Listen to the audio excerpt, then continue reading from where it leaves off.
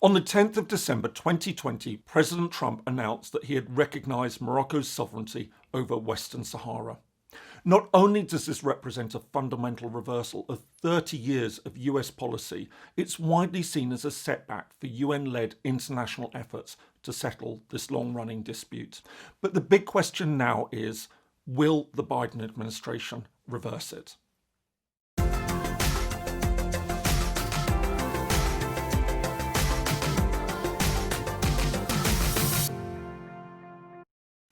Hello and welcome. If you're new to the channel, my name is James Kerr-Lindsay, and here I take a look at international relations, conflict, and the origins of countries. Western Sahara is one of the most important cases of outstanding decolonisation in the modern international system. It's the largest and most populous of the 17 areas on the United Nations list of non-self-governing territories. However, while it should have become an independent state 45 years ago, its right to self-determination, a right confirmed by the International Court of Justice, the UN General Assembly, and the UN Security Council, has never been realised. Instead, in a move that's never been accepted by the wider international community, it was invaded and claimed by Morocco. It's against this backdrop that the Trump administration's decision to recognise Morocco's sovereignty over Western Sahara is such an important step. Not only does it go against various UN decisions, it also marks a break with all Washington's closest partners. But in a wider sense, the decision also raises interesting questions about the recognition of sovereignty in the international system. Who gets to decide on it? What part does the wider international community play in such decisions? And what, if anything, can be done to reverse such decisions? This, in turn, prompts the key question: will the incoming Biden administration rescind the decision? I won't go into a lot of detail about the background to Western Sahara, as I've looked at it in several other videos. I've put a link above and in the description below. However, by way of a brief background, Western Sahara lies on the western coast of North Africa. Colonised by Spain in the 19th century, in the 1950s and 60s, Madrid came under pressure to decolonise the area. But as well as an indigenous independence movement, the Polisario Front, the territory was also claimed by neighbouring Morocco and Mauritania. In 1974, they referred the matter to the International Court of Justice, which rejected their claims and reaffirmed the territory's right to self-determination. Soon afterwards, the Moroccan government organised a mass march into the territory, forcing Spain to withdraw. This was completed on the 27th of February 1976. The same day, the Polisario Front declared the creation of an independent Sahrawi Arab Democratic Republic. However, the new state never took root, as Western Sahara was by now under Moroccan and Mauritanian occupation. While Mauritania withdrew in 1979, Morocco consolidated its control on the ground over the following decade, establishing a fortified sand wall across most of the territory to keep out Polisario forces. However, despite its best efforts to claim sovereignty, no country recognised its claim to Western Sahara. In 1988, Morocco and Polisario reached a UN-brokered agreement to hold a referendum offering a choice between independence and Moroccan rule. 3 years later, the UN Security Council established a mission to oversee a ceasefire and arrange the vote. But the referendum never happened. While officially this was prevented by differences over who should have a right to participate in the vote, Morocco had by now changed its mind. In 2006, it unveiled an autonomy proposal offering Western Sahara extensive self-rule, but with Morocco handling its defence and foreign affairs. Although the plan received some limited support, most notably from France, the general international position was that the people of Western Sahara continued to enjoy the right to self-determination and that the referendum should proceed as per UN Security Council resolutions. Despite this, Morocco continued its diplomatic offensive to win support for its claim to the territory. This has recently started to produce some significant results. Since the end of 2019, over 15 countries have opened consulates in Western Sahara. It was against this backdrop that the White House announced on the 10th of December 2020 that President Trump had recognised Morocco's sovereignty over Western Sahara, stating that the US government no longer believed that independence was a feasible option. The proclamation made it clear that Washington now saw Morocco's autonomy proposal as the only basis for a just and lasting solution. Additionally, and to cement the decision, it was also announced that the US would open a consulate in the territory. Needless to say, the announcement is hugely significant.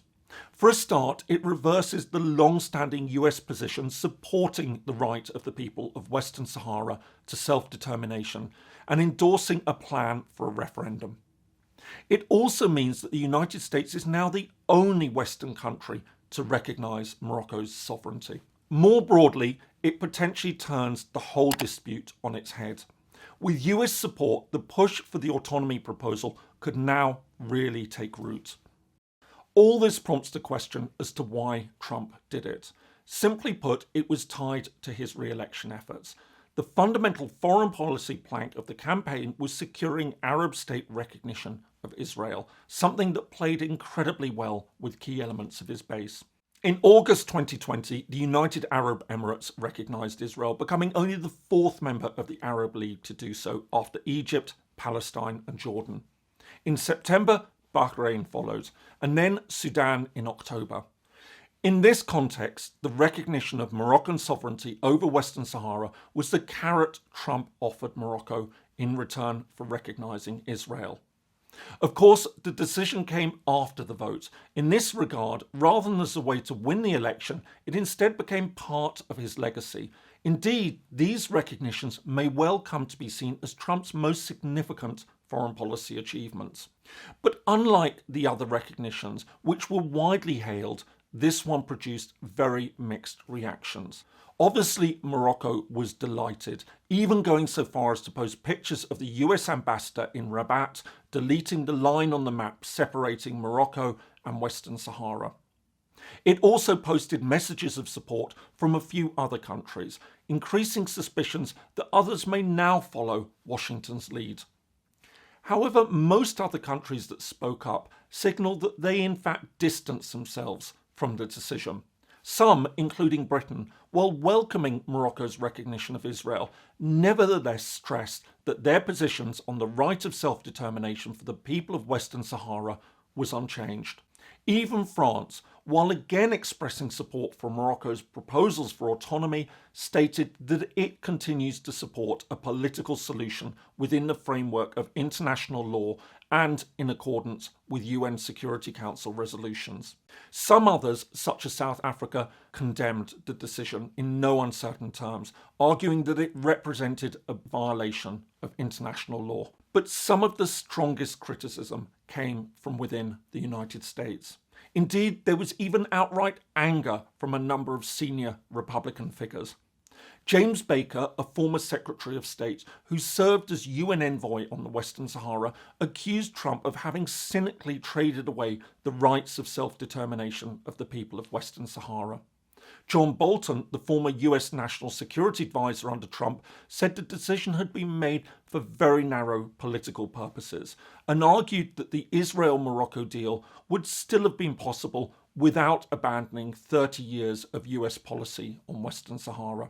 Even Jim Inhofe, the staunchly Republican chair of the Senate Armed Services Committee, agreed, calling the decision shocking and deeply disappointing. More widely, the move has raised fears that it will lead to renewed fighting in the territory, especially given Polisario's recent announcement that it's ended the 29-year ceasefire. So, given all this, can anything be done about it? In terms of external steps to reverse the decision, the room for manoeuvre is extremely limited. First and foremost, decisions on recognition are a sovereign right of states. Even though it has wider international effects, it's essentially an internal matter. Of course, this is not to say that the decision can't be politically or legally challenged, but the options for this are limited and would have little, if any, real effect. A Security Council resolution condemning the move is just impossible. The United States would veto it. And while a General Assembly resolution might be achievable and would certainly carry a degree of moral weight, it also is unenforceable. The United States could simply ignore it. The same applies to legal routes. For instance, an effort could be made to secure an advisory opinion from the International Court of Justice on US recognition, a step that requires a resolution from the General Assembly. But even if the issue made it to the court and the court agreed to take it up, any decision would merely be advisory.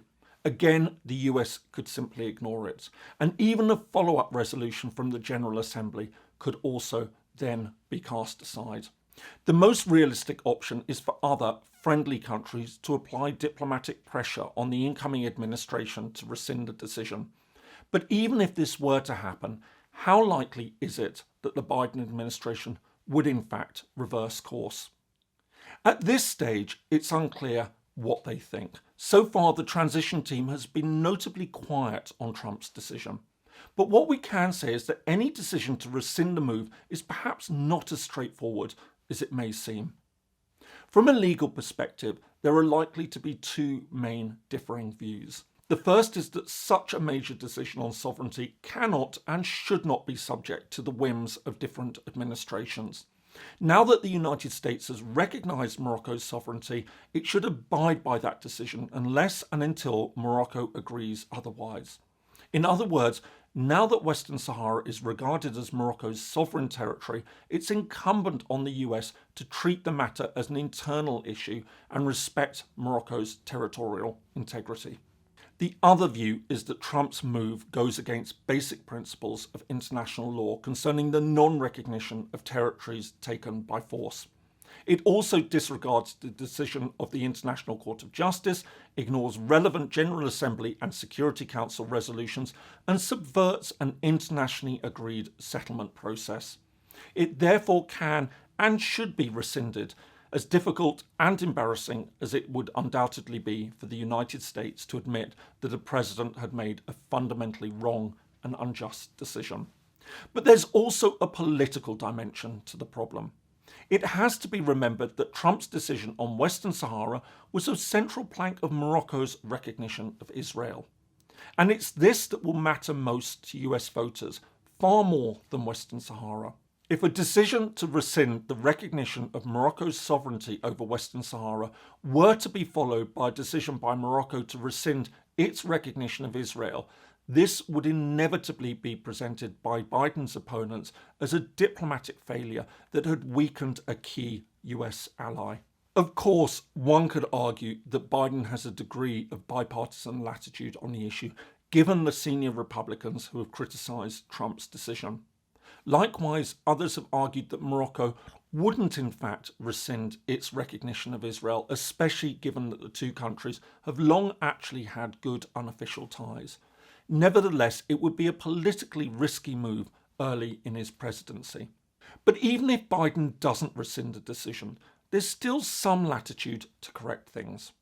Trump's decision actually has two parts to it. One part is the recognition of Morocco's sovereignty. The other is the decision to abandon the call for a settlement based on a referendum. While the United States may now recognise Morocco's sovereignty over Western Sahara and can even support the autonomy proposal as the basis for a settlement, it can still choose to support the call for an ongoing political process that offers the people a chance to vote on their future. It would certainly take a few diplomatic and legal contortions, but it is certainly possible. After all, although it hasn't recognised Morocco's sovereignty over Western Sahara, France nevertheless accepts Morocco's autonomy proposal as a basis for discussion, all the while supporting a political solution in accordance with UN Security Council resolutions. President Trump's decision to recognise Morocco's sovereignty over Western Sahara as part of a deal that saw Morocco recognise Israel represents a fundamental change of US policy. Not only does it go against various UN resolutions, it sets the US apart from the wider international community, which continues to support a settlement based on a free and fair expression of self-determination with independence as an option. Ultimately, however, there's little that can be done about it. Legally and politically, the ability of outside actors to change the decision is extremely limited. Moreover, and leaving aside the debate about whether the US can rescind the move, it also carries significant domestic costs. That said, even if it doesn't rescind the decision, the new administration could still continue to support a peaceful settlement within the framework of UN resolutions and a free and fair expression of the will of the people of Western Sahara. In the meantime, there's no doubt that President Trump's decision, a move made for narrow political gain, has made the search for a settlement of this long-standing issue that much harder. The question now is, what does an incoming President Biden do about it? I hope you found that interesting. If so, here are some more videos that you might like. And don't forget to like, subscribe and turn on the notifications bell to be alerted when I upload new videos. I post new ones every Friday. Thanks so much for watching and see you in the next one.